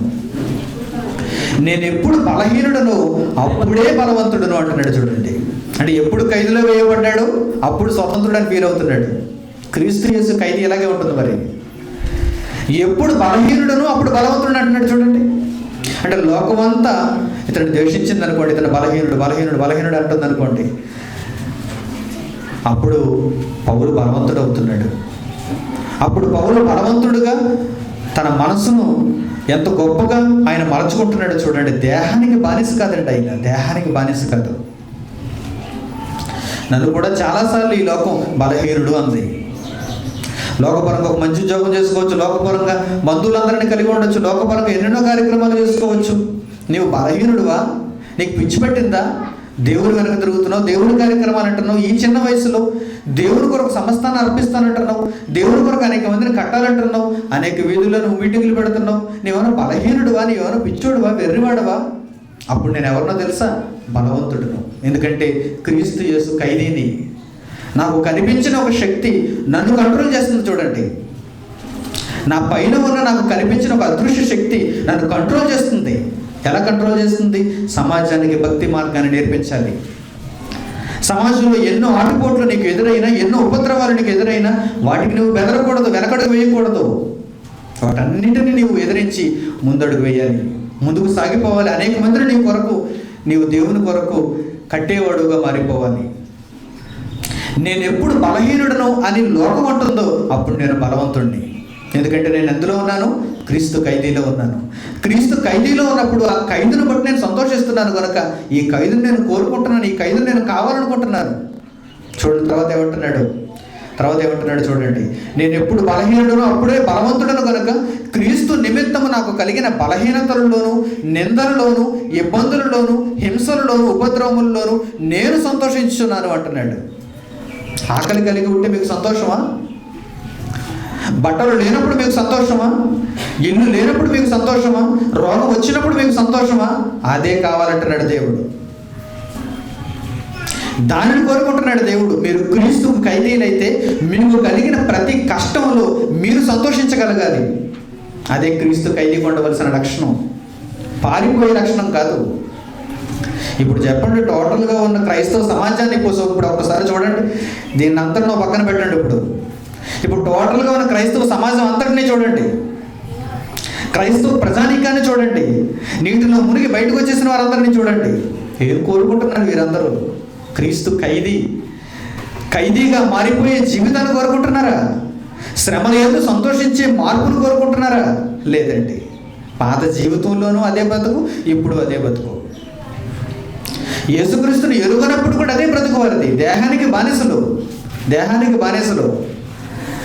ఏ దేవుడిని నమ్ముకుంటే, ఏ పూజ చేస్తే, ఎవరికి కొబ్బరికాయ కొడితే నా రోగం పోతుంది, నాకు సుఖాలు వస్తాయి, నాకు మంచి జరుగుతుంది అని ఆలోచించిన వారు క్రీస్తు దగ్గరకు వచ్చి క్రీస్తుని కూడా అదే కోరుకుంటున్నారు చూడండి. క్రీస్తు యేసులో నా ఖైదీ అని ఆ తత్వం, ఆ లక్షణం వీరికి అర్థం కాలేదండి. ఎంతమందికి అర్థం కాలేదు అంటే సోకాల్డ్ అందరికీ అర్థం కాలేదని చెప్పాలి. దేనిని ఆశించి దేవుని దగ్గరికి వెళ్తున్న ప్రతి ఒక్కరికి దీనిని గురించి అర్థం కాలేదని చెప్పాలి. దేనిని ఆశించి దేవుని దగ్గరికి వెళ్తున్నారు? సామర్లకోటలో లేరా? కాకినాడలో లేరా? తూర్పుగోదావరిలో లేరా? ఆంధ్రాలో లేరా? తెలంగాణలో లేరా? ఇండియాలో లేరా? ప్రపంచవ్యాప్తంగా ఉన్న దేశాలలో లేరా? చర్చిలో అడుగు పెట్టారంటే దేవుని వలన నాకేం కలుగుతుంది, నాకేం కలుగుతుంది, దేవుడిని నమ్ముకుంటే నాకు ఏం జరుగుతుంది అని ఆశించేవాడే తప్ప, నేను క్రీస్తు ఖైదీ అని ఆ జైలులోనికి అడుగు పెట్టాను కనుక నేను క్రీస్తు ఖైదీని కనుక సంతోషించాలి, ఈ ఖైదులో కష్టాలలో సంతోషించాలి, ఉపద్రవాలలో సంతోషించాలి, వేదనలో సంతోషించాలి అని అనుకుంటున్నాడా? లేదండి. బోధకుని దగ్గరకు వచ్చి ప్రార్థన చేయమన్నప్పుడు ఏమని అడగాలో తెలుసా? చూడండి, ఏమని అడగాలో చెబుతాను. క్రీస్తు నిమిత్తము నాకు కలిగిన బలహీనతలో, నిందలు, ఇబ్బందులు, హింసలు, ఉపద్రవములు నేను సంతోషించులాగా ప్రార్థన చేయండి అని అడగాలి. అది మంచి ప్రార్థన. నేను క్రీస్తు యేసు ఖైదీగా మారిపోవాలనుకుంటున్నానండి, అందువల్ల నాకు ఏం కావాలంటే బలహీనత కావాలి, నింద కావాలి, ఇబ్బంది కావాలి, హింస కావాలి, ఉపద్రవం కావాలి. ఈ 5 వచ్చేటట్టుగా నాకు ప్రార్థన చేయండి అని ఎవడైనా అడుగుతాడేమో చూస్తున్నాను. చాలాసార్లు బహిరంగ సభల్లో మనం వాక్యం చెబుతుంటాం. బహిరంగ సభ స్టేజ్ దగ్గర కొంతమంది వస్తుంటారు ప్రార్థన చేయించుకోవడానికి. ఈ 5 కావాలి ఎవరు అడగలేదండి. గుండెల్లో నొప్పి, ఎప్పుడు పాడిందే పాట. గొంచాల్లో అదే పాట పాడారు, ఉండూరులో అదే పాట పాడారు, వేటలపాలెంలో అదే పాట పాడారు, సామర్లకోటలో అదే పాట పాడారు, కాకినాడలో అదే పాట పాడారు. గుండెల్లో నొప్పే. చూసారా? అబ్బాయికి పోలేదు, మనవరాలకు పోలేదు. అవును, కష్టాలు ఉన్నాయి, నాకు లేవేంటి కష్టాలు. ప్రపంచవ్యాప్తంగా మన మనుషులకు లేవేంటి కష్టాలు. మోడీ గారికి లేవేంటి కష్టాలు, బాబు గారికి లేవేంటి కష్టాలు. ఏమంటే చెప్పండి. చంద్రశేఖర్ గారికి లేవేంటి కష్టాలు, జయలలితమ్మకి లేవేంటి కష్టాలు, అపోలో హాస్పిటల్లో ఉంది ఇప్పుడు. మరి తమిళనాడు ముఖ్యమంత్రి, దక్షిణ భారతదేశంలో ఒక పెద్ద రాష్ట్రం తమిళనాడు, ఒక ముఖ్యమైనటువంటి మహానగరాన్ని కలిగి ఉన్నటువంటి రాష్ట్రం చెన్నై. ఇప్పుడు అపోలో హాస్పిటల్లో ఉందామె. ఆమెకు లేవా కష్టాలు, ఆమెకు లేవా కోర్టు కేసులు, ఆమెకు లేవా ఇంటిలో గొడవలు, బంధుత్వాల్లో గొడవలు, అన్నీ ఉన్నాయి వారికి, ఆమెకి. ప్రపంచవ్యాప్తంగా మనిషిగా పుట్టిన ప్రతి ఒక్కడు ఏదో కష్టంలో ఉంటూనే ఉంటున్నాడు ప్రతిరోజు. కానీ మీరు కోరుకోవాల్సిందేంటో తెలుసా? క్రీస్తు యొక్క ఖైదీగా నేను మారి క్రీస్తు వాక్యం కొరకు నేను బ్రతుకుతున్నప్పుడు ఇవన్నీ నాకు కలగాలి. అప్పుడు నేను సంతోషించాలి, అప్పుడు మీరు ఆనందించాలి, చాక్లెట్లు పంచిపెట్టాలి అందరికీ. ఎందుకో తెలుసా? నేను ఉపద్రవంలో ఉన్నాను, నేను వేదనలో ఉన్నాను. దేని నిమిత్తం? మర్డర్ చేస్తూ కాదు, చూసారా? దాని నిమిత్తం జైలు అనుభవించమని చెప్పింది బైబిల్. హత్యాయత్నాలు, హత్య చేయటాలు, మానభంగాలు, దొంగతనాలు, దోపిడీలు, వీటి కోసం మీరు తీవ్రంగా పరిగణింపబడి న్యాయపూర్తి చేసి శిక్ష విధింపబడి మీరు ఖైదులోకి వెళ్ళిపోతే దాని కొరకు దేవునికి ఏమైనా సంతోషం కలుగుతుందా? క్రీస్తు యేసు యొక్క ఖైదీగా మీరు మారిపోవాలి. అందుకే పౌలు అనేక సందర్భాల్లో దీని గురించి వివరిస్తున్నాడు. ఎందుకంటే ఆ మనసు మనకు రావాలని ఆయన ఎంత ప్రయత్నం చేస్తున్నాడో చూడండి. సంఘంలో ఉన్న వారికి ఆ మనసు రావాలి. మరో మంచి మాట చూపిస్తాను. పేతురు రాసిన మొదటి పత్రిక, పేతురు కూడా ఏమంటున్నాడో చూద్దాం. 4వ అధ్యాయం, పేతురు రాసిన మొదటి పత్రిక 4వ అధ్యాయము 13వ వచనం చూడండి. పేతురు రాసిన మొదటి పత్రిక 4వ అధ్యాయము 13వ వచనం.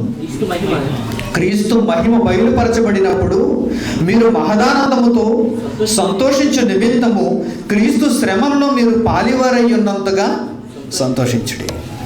మీకు సంతోషం రాబోతుంది, మీకు సంతోషం ఎదురు చూస్తుంది. ఆ సంతోషం ఏంటంటే క్రీస్తు నిమిత్తము క్రీస్తు మహిమ బయలుపరచబడినప్పుడు మీరు మహదానందముతో సంతోషించు నిమిత్తం.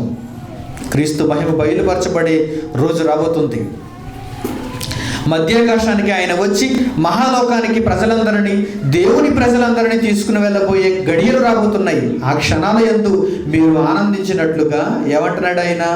మీరు ఆ ఆనందంతో ఉండు నిమిత్తము క్రీస్తు శ్రమల్లో మీరు పాలివారై ఉన్నంతగా సంతోషించుడి అంటున్నాడు. యేసుక్రీస్తు ఖైదీలంటే ఇలా ఉండాలండి. క్రీస్తు శ్రమల్లో పాలివారం మనం అందరం. క్రీస్తు శ్రమల్లో పాలిభాగస్తులం. అలాంటప్పుడు యేసుక్రీస్తు నిమిత్తం ఏ కష్టం మనకు ఎదురైనా దాని నిమిత్తం సంతోషించే ఖైదీలుగా మనం ఉండాలి తప్ప పారిపోయే ఖైదీలుగా ఉండకూడదు. లోక సంబంధమైన ఖైదీలు అయితే పారిపోతారు. మంచి చేసి ఖైదీని అనుభవించేవాడైనా, చెడ్డం చేసి ఖైదీని అనుభవించేవాడైనా అందులోంచి పారిపోవాలని చూస్తాడు. కన్నం పెట్టి పారిపోవాలని చూస్తాడు. జైలు గోడలకు కన్నం పెట్టి పారిపోవాలని చూస్తారు. లేకపోతే బెయిల్ తెప్పించుకుని బయటకు వచ్చేయాలని చూస్తారు. లేకపోతే ఎంతో కొంత జరిమానా కట్టి జైలు నుంచి బయటకు వచ్చేయాలని చూస్తారు. కానీ క్రీస్తు యేసు నిమిత్తం ఖైదీ ఎలా ఉంటున్నాడు చూడండి. సంతోషించాలి అంటున్నాడు, ఆనందించాలి అంటున్నాడు. ఈ ఖైదు నిమిత్తం మీరు చాలా గొప్ప ఆనందంతో ఉండాలంటున్నాడు. మరో మంచి మాట, కొరింథీయులకు రాసిన 2వ పత్రిక మరలా 6వ అధ్యాయం. కొరింథీయులకు రాసిన 2వ పత్రిక 6వ అధ్యాయం 8, 9, 10 వచనాలు. ఘనతల వలనను సుకీర్తి దుష్కీర్తుల వలనను దేవుని పరిచారకులమై ఉండి అన్ని స్థితుల్లో మమ్మల్ని మేమే మెప్పించుకొనుచున్నాము. మేము మోసగాండ్రమైనట్లుండి సత్యవంతులము. క్రీస్తు యేసు ఖైదీలు ఎలా ఉంటారో చూడండి. మోసగాండ్రైనట్టుగా ఉంటారు కానీ సత్యవంతులే. లోకం దృష్టికి వీళ్ళు ఎలా ఉంటారు? మోసగాండ్రేమో, వీరు మోసగాళ్ళేమో కానీ సత్యవంతులు. తెలియబడని వారమైనట్లుండి బాగుగా తెలిసిన వారము, బాగుగా తెలియబడిన వారము, తెలియబడని వారమైనట్లు. వీరికి ఏం తెలియదు, ఎప్పుడు దేవుని పనే. వీడికి ఏం తెలుసు?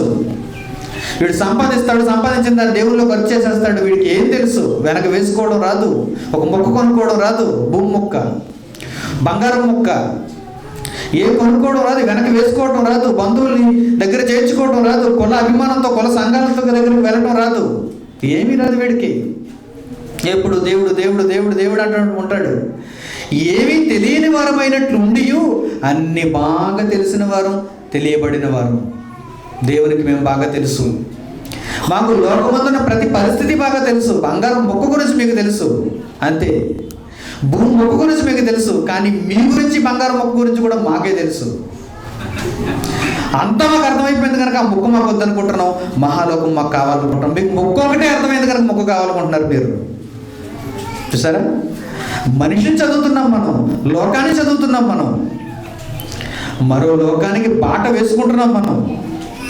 ఒక మహాశక్తిని మనం ఆశ్రయంగా పొందుతున్నాం, ఒక మహాభక్తిని మనం పొందగలుగుతున్నాం.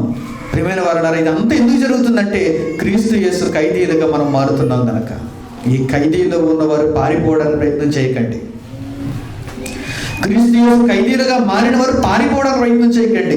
ఈ ఖైదీలు జీవితాంతం ఉండాలని ప్రయత్నం చేయండి, ఉండాలని ప్రయత్నం చేయండి. ఏమంటున్నాడు చూడండి, ఇక్కడ ఏమంటున్నాడు చూడండి. చనిపోవచ్చున్న వారమైనట్లుండి ఇదిగో బ్రతుకుచున్న వారము, శిక్షింపబడిన వారమైనట్లుండి చంపబడని వారము, దుఃఖపడిన వారమైనట్లుండి ఎప్పుడు సంతోషించు వారము, దరిద్రులమైనట్లుండి అనేకులకు ఐశ్వర్యము కలిగించే వారము, ఏమీ లేని వారమైనట్లుండి సమస్తము కలిగిన వారము అంటున్నాడు. క్రీస్తు యేసు ఖైదీ. క్రీస్తు యేసు ఖైదీ ఎలా ఉంటాడో తెలుసా? ఇదిగోనండి ఆయన లక్షణాలు ఇలా ఉంటాయండి. ఏమీ లేనట్టే ఉంటాడు, కానీ అన్నీ కలిగిన వాడు ఈయనే.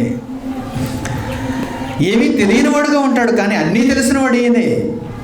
ఒక దరిద్రుడుగా లోకానికి కనిపిస్తాడు, కానీ ఒక ఐశ్వర్యవంతుడు, అనేక మందిని ఐశ్వర్యవంతుడిగా మార్చేవాడు. లోకం మామను చూసి ఏమనుకుంటుంది, నన్ను చూసి ఏమనుకుంటుంది, ఏం తెలియదు. ఒక దరిద్రుడు తనకు వచ్చినటువంటి సొమ్మును, తను సంపాదిస్తున్నటువంటి సొమ్మును, తనకు ఉన్నటువంటి సొమ్మును జాగ్రత్తగా పరిరక్షించుకోలేని ఒక దరిద్రుడు అనుకుంటుంది ఈ లోకం. కానీ నేనేం చేస్తున్నానో తెలుసా? ఒక మహాలోకానికి ఒక వ్యక్తిని అర్హునిగా మారిస్తే నేను ఏమనుకుంటున్నానో తెలుసా? ఐశ్వర్యవంతునిగా చేశాను ఆయన్ని. ఒక వ్యక్తిని నా మాటల చేత, నాకు కలిగినటువంటి కొద్ది ధనం చేత నేను దానిని ఖర్చు చేసి ఒక వ్యక్తిని మహైశ్వర్యవంతునిగా చేశాను. ఏంటి ఐశ్వర్యం? పరలోకానికి తీసుకుని వెళ్ళే ఐశ్వర్యం అది. ఎంతమంది ఐశ్వర్యుడిగా మారిపోతున్నారు చూడండి. దేవుని వాక్యం విని దాని చేత ఆకర్షింపబడి ఐశ్వర్యవంతులుగా మారిపోతున్నారు చూడండి. ఇదే క్రీస్తు యేసు ఖైదీ చేయవలసినటువంటి పని. ఆ క్రీస్తు యేసు ఖైదీ ఆ ఖైదులో ఉన్నంతకాలం చాలా ఆనందించాలి, ఆ ఖైదులో కొనసాగాలి. తన జీవితకాలంలో ఎప్పుడు వెనుతిరిగి వెళ్ళిపోకూడదు. ఇక్కడ మీకు ఒక చిన్న మెలిక చెబుతాను. లోక సంబంధమైన ఈ ఖైదులకు, దేవుని సంబంధమైనటువంటి ఖైదులకు ఉన్నటువంటి వ్యత్యాసాన్ని చెబుతాను మీకు. చిన్న తేడా ఉంది ఇక్కడ. లోక సంబంధమైన ఖైదీలు అనుకోండి, మంచి చేసి ఖైదీలోనికి వెళ్ళిపోయినా, చెడు చేసి ఖైదీలోనికి వెళ్ళిపోయినా, లోక సంబంధమైన ఖైదీలను గురించి మనం కొంతసేపు ఆలోచించగలిగితే, వారు మంచి ప్రవర్తన కలిగిన వారు అనుకోండి, జైలు ఏం చేస్తాడు? వారిని విడిచిపెట్టేస్తాడు. మంచి ప్రవర్తన, వారు మంచి ప్రవర్తన కలిగి ఉన్నారనుకోండి, చెప్పలేము, 3 ఏళ్ళు జైలు శిక్ష, 2 ఏళ్ళకి విడిచిపెట్టచ్చు. యావజ్జీవ కారాగార శిక్ష 10 ఏళ్ళకి విడిచిపెట్టచ్చు, 15 ఏళ్ళకి విడిచిపెట్టచ్చు. అంటే దీని అర్థం ఏంటన్నమాట? మీరు జైలులోనికి వెళ్ళిన తర్వాత సత్ప్రవర్తన కలిగిన వారై జైలు దృష్టిని ఆకర్షించగలిగితే కనుక జైలులోంచి మిమ్మల్ని విడుదల చేసి వెళ్ళిపోయా, ఈ రోజు నుంచి నీకు ఫ్రీడమ్, ఇక నువ్వు నా దగ్గర ఉండక్కర్లేదు, నీ స్వాతంత్రం వచ్చేసింది, వెళ్ళిపో. లోక సంబంధమైన ఖైదీలు. దేవుని సంబంధమైన ఖైదీలు అనుకోండి, క్రీస్తు యేసు యొక్క ఖైదీలు అనుకోండి, మీరు ఎంత సత్ప్రవర్తనతో ఉంటే అంత బంధించబడతారు ఇందులో. అసలు మీకు విడుదల ఉండదు ఇందులో. మీరు తోక జాడించారనుకోండి, విడుదలే. సరే, ఎంత తేడా వచ్చిందో అక్కడికి ఇక్కడికి. అక్కడ తోక జాడిస్తే 10 ఏళ్ళు జైలు శిక్ష, యావజ్జీవ కారాగార శిక్ష అయిపోద్ది. మీతో పాటు ఇంకొకటి జైల్లో వేశారు, మీతో పాటు పక్కన ఇంకొకటి జైల్లో వేశారు, వాడు పక్క చిక్కు ఉన్నాడు, వీడు నాతో పాటు వేస్తారు, రూమ్ షేరింగ్గా, వీడు నాతో పాటు, వీడితో నేను బాత్రూమ్కి వెళ్ళాలా, వీడితో నేను పళ్ళు తోముకోవాలా, అయితే వీడిని చంపేస్తాను, వీడిని కొట్టేస్తాను, వీడిని డ్రాగింగ్ చేస్తాను అన్నారు అనుకోండి, మీ ప్రవర్తన చూసి ఏం చేస్తాడు? మీకు 10 ఏళ్ళే జైలు శిక్ష, కానీ మీకు యావజ్జీవ కారాగార శిక్ష చేస్తాడు జైలు. ఎందుకంటే లోపల మీ ప్రవర్తన బాగోలేదు. వీడు జైలు వేసినా సరే వీడి ప్రవర్తన బాగోలేదు, ఇంకా మారలేదు అనుకోండి, వీడు ఎక్కడైతే పనిచేయదు, కానీ రాజమండ్రి సెంట్రల్ జైలు అయితే పనిచేయదు, కానీ తిహార్ జైలు పంపించేయండి, అండమాన్ పంపించేయండి. అక్కడ కూడా మీరు సరిగ్గా లేరు అనుకోండి, పక్కన ఉన్నవాడిని కొట్టేస్తున్నారు అనుకోండి, చంపడానికి ప్రయత్నిస్తున్నారు అనుకోండి, ఉరిశిక్ష వేసేయండి. వీడి వల్ల ఉపయోగం లేదు, కోర్టు తీర్మానం ఇచ్చేస్తుంది. జైలులో సత్ప్రవర్తన కలిగి ఉంటే విడిచిపెట్టబడతారు. జైలులో ఒకవేళ మంచి ప్రవర్తన లేకపోతే శిక్షను పెంచుకుంటూ వెళ్ళిపోతారు. ఈరోజు విడుదల, ఈరోజు మీరు ఏదో లోపల కిరికిరి చేశారనుకోండి, విడుదల అలా ఆగిపోతుంది. ఇప్పుడే అందిన వార్త మీకు 2 ఏళ్ళు జైలు శిక్ష పొడిగింపబడింది, లోపలికి వెళ్ళి పండుగ చేసుకోమంటారు. అయిపోయింది వీడి పని. క్రీస్తు యేసు ఖైదీలు అనుకోండి, ఏమవుతుందో తెలుసా? లోపల మీరు తోక జాడిస్తే ఇప్పుడే నువ్వు వెళ్ళిపోవచ్చు బయటికి, విడిచిపెట్టేస్తాను. దేవుని రథసారథి పాఠంలో మీకు చెప్పాను, మీకు గుర్తుండాలి. గుర్రం ఒకవేళ మొండికేస్తే రథసారథి ఏం చేస్తున్నాడు? గుర్రాన్ని విడుదల చేసేస్తున్నాడు, కళ్ళెం తీసేస్తున్నాడు, దానికి కట్టబడినటువంటి తాళ్ళు తీసేస్తున్నాడు. నువ్వు వెళ్ళిపోవచ్చు, దూరంగా వెళ్ళిపోవచ్చు. నీ ఇష్టాన్ని నువ్వు నెరవేర్చుకోవచ్చు, నీ మేత నువ్వు తినొచ్చు, నీ ఇష్టం వచ్చినటువంటి ప్రదేశానికి నువ్వు వెళ్ళిపోవచ్చు, రంకె వేయచ్చు, ఎగరచ్చు, పడుకోవచ్చు, హాయిగా ఉండొచ్చు. బండిని లాగవలసిన పని లేదు, కష్టపడవలసిన అవసరం లేదు. యేసుక్రీస్తు విధానం ఏంటది? క్రీస్తు ఖైదీగా మారినటువంటి మీరు ఒకవేళ లోపల గనక దుష్కామ ప్రవర్తన కలిగి ఉంటే, దుష్కార్యాలను గనక మీరు చేస్తే, శరీరానికి మరలా తిరిగి మీరు బానిసలైపోతే మిమ్మల్ని క్రీస్తు విడిచిపెడతాడు. ఎందుకంటే మీరు క్రీస్తు ఖైదీలుగా ఉండడానికి అర్హులు కారు, విడిచిపెట్టబడతారు. లోపల మీ ప్రవర్తన బాగుందనుకోండి, మీరు సత్ప్రవర్తన కలిగి ఉన్నవారనుకోండి, మిమ్మల్ని ఇంకా ఖైదులో ముంచేస్తాడు. నీవు యావజ్జీవ కారాగార శిక్ష అనుభవించాలి, యావజ్జీవము నీవు క్రీస్తు ఖైదీగా మారిపోవాలి. ఎందుకంటే నీ ప్రవర్తన బాగుంది, నీ ఆలోచన విధానం బాగుంది, నీవు దేవుని కోసం పనిచేసే విధానం బాగుంది. నీవు క్రీస్తుకు కావాలి, క్రీస్తు కార్యములకు నీవు కావాలి. కనుక నీవు క్రీస్తు ఖైదీ ఎప్పటి వరకు? నీ జీవితాంతం. నీవింక విడిచిపెట్టబడవు. పరలోకానికి నేను చేర్చేంత వరకు నువ్వు క్రీస్తు ఖైదీగా నీ భూమి మీద నువ్వు బ్రతికి తీరాలి. ప్రియమైన వారలారా, జాగ్రత్తగా ఆలోచించండి. క్రీస్తు ఖైదీ అంటే అంత తేలికైన విషయం కాదు. ఇంత గొప్ప మాట పౌలు తనకు రాయించుకున్నాడంటే, తన వెంట వెంబడిస్తున్న ఖైదీల కొరకు రాయించాడంటే అంత తేలికైన సామాన్యమైన పదం కాదు అది. మనం కోరుకోవాలి, దాని ప్రకారం మనం జీవించాలి, క్రీస్తు నిర్దేశించిన మార్గంలో మనం ప్రయాణించాలి. ఇందులో ఎన్నో అవాంతరాలు మనకు ఎదురవుతాయి, ఎన్నో కష్టాలు మనం ఎదుర్కోవాల్సిన పరిస్థితి ఏర్పడుతుంది. అటువంటి ప్రతి పరిస్థితుల్లో మనం సంతోషించగలగాలి, ఎందుకంటే మనం క్రీస్తు ఖైదీలు. చివరిగా మంచి మాట చూపిస్తాను మీకు. కొరింథీయులకు రాసిన మొదటి పత్రిక 13వ అధ్యాయము. అపొస్తలుడైన పౌలు కొరింథీయులకు రాసిన మొదటి పత్రిక 13వ అధ్యాయము 6వ వచనం చూడండి. 13వ అధ్యాయము 6వ వచనం. దుర్నీతి విషయమై సంతోషపడద్దు అంటున్నాడు. చూడండి, దుర్నీతి విషయమే సంతోషిస్తున్నాడు ఈరోజు మనిషి. దేహానికి బానిసైన ప్రతి ఒక్కడు దుర్నీతి విషయంలో సంతోషించగలుగుతున్నాడు. మరి క్రీస్తు ఖైదీలకు ఆయన నేర్పిస్తున్న పాఠం ఏంటి? ఆయన చెబుతున్న మాట ఏంటి? చూడండి, దుర్నీతి విషయమై మీరు సంతోషింపక సత్యమునందు సంతోషించుము అంటున్నాడు. సత్యమునందు మీరు సంతోషించాలి. ఏంటా సత్యం? క్రీస్తు యేసు ఖైదీ.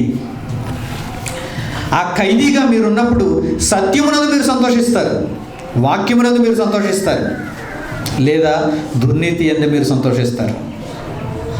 లోకమందు ఉన్నదంతా దుర్నీతి. నీతిని కోల్పోయింది లోకం, దేవుని వాక్యాన్ని కోల్పోయింది లోకం. ఏదైతే దేవునిది కానిదో, ఏదైతే దేవునికి కోపాన్ని తెప్పించేదో దానిని వెంటబడుతుంది ఈరోజు ఈ లోకం, ఈ మనుషులందరూ, సమాజం అంతా. ప్రియమైన వారలారా, దానికి మనం విభేదించి సత్యమును అపేక్షించే వారమై, సత్యమును ప్రేమించే వారమై ఉండాలంటున్నాడు. చూడండి, సత్యమందు మీరు సంతోషించాలి తప్ప దుర్నీతి యందు కాదు. దుర్నీతి యందు సంతోషపడటం అంటే ఏంటనుకుంటున్నారా? లోకమందు ఉన్నదంతా అదే, దుర్నీతి యందు సంతోషం. లోకంలో ఉన్న మనుషులు ఏదైతే హ్యాపీనెస్ అనుకుంటున్నారో అదేనండి దుర్నీతి యందు సంతోషం. ఇది సంతోషం అనుకుంటున్నాడు మనిషి, అయితే అది దుర్నీతి యందు సంతోషం అన్నమాట. ఫలానాది సంతోషం అని చెబుతున్నాడు మనిషి, అయితే అది దుర్నీతి యందు సంతోషం అన్నమాట. అది దేవుని నీతి యందు సంతోషం కాదు. ప్రియమైన వారలారా, జాగ్రత్తగా మీరు ప్రతి దానిని వర్గీకరించుకొని ఏది దుర్నీతిలోనికి వస్తుందో, ఏది నీతిలోనికి వస్తుందో, సత్యంలోనికి వస్తుందో మీరు జాగ్రత్తగా వర్గీకరించుకోవాలి.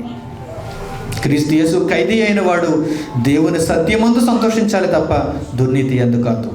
ప్రార్థన చేసుకుందాం. తలలో వంచి ప్రార్థన లేకేపించండి.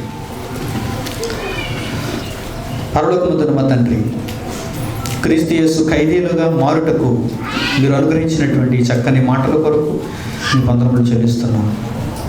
లోకమందు ఖైదీలు ఉన్నారు, వారు ఒక పోలికగా మాకు కనిపిస్తున్నారు. తండ్రి, వాక్యములో రాయబడిన మాటలను బట్టి మీ చిత్తాన్ని నెరవేర్చుట యందు యేసుక్రీస్తును ధరించుకున్న వారమై క్రీస్తు యొక్క ఖైదీలుగా మేము మా జీవితకాలం అంతా ఉండగలుగుటకు సహాయం చేయండి. ఈ పాఠం మాలో మార్పును తీసుకుని వచ్చి ఈ మార్పును తండ్రి మా చివరి క్షణముల వరకు తండ్రి మేము కలిగి ఉండగలుగుటకు మీ కృపను మా ఎడల విస్తరింప చేయండి నాయన. క్రీస్తు యేసు ఖైదీగా ఎలా సంతోషించాలో, దాని యందు ఎలా ఆనందించి మా జీవితమును తండ్రి మీ యందు గడపాలో మాకు తెలియజేశారు తండ్రి. మీరు రాయించిన ప్రతి మాట మనుషులకు జీవాన్ని ఇచ్చేది తండ్రి, మరో లోకాన్ని చూపించేది కనుక నాయన, వీటి యందు నిర్లక్ష్యము కలిగి ఉండకుండా, వీటి యందు ప్రేమ కలిగి, వీటి యందు భయము కలిగి, భక్తి కలిగి, సత్యమును తండ్రి ప్రేమించి సత్యమునందు సంతోషించే భాగ్యం మాకు అనుగ్రహించి క్రీస్తు యేసు ఖైదీలుగా మీరున్న లోకానికి చేరగలుగుటకు మా అందరికీ సహాయం చేయమని వేడుకుంటూ, ఆ క్రీస్తును ధరించుకున్నట్టుకు తండ్రి ఆయన కార్యక్రమాలలో ఎల్లప్పుడూ మేము పాలుపంపులు కలిగి ఉండే నిమిత్తము ఆయన శరీరాన్ని సాదృశ్యంగా రొట్టెను, ఆయన కార్చిన రక్తాన్ని సాదృశ్యంగా ద్రాక్షరసమును స్వీకరించి తండ్రి మా శరీరమును మా రక్తమును కూడా తండ్రి నాయన సమాజానికి అర్పించగలుగుటకు, ఆయన ఖైదీలుగా జీవించగలుగుటకు సహాయం చేయమని వేడుకుంటూ యేసుక్రీస్తు వారి ద్వారా ఈ ప్రార్థనకు సమర్పిస్తున్నాం తండ్రి. ఆమేన్.